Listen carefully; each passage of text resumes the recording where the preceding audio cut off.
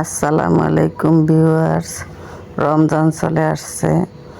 এর আগে 4টা নারকেল ভেঙেছিলাম, শেষ হয়ে গেছে। এখন আরও 2টা নারকেল ভাঙতেছি সন্ধ্যা ইফতারের সময় শরবত বানানোর জন্য।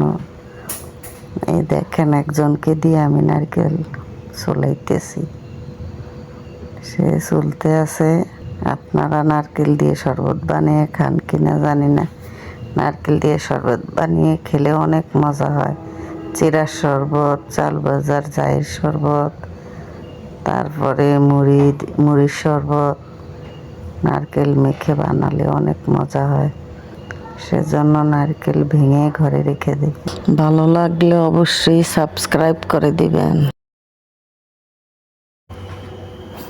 আসসালামু আলাইকুম ভিউয়ার্স। রমজান চলে আসছে। এর আগে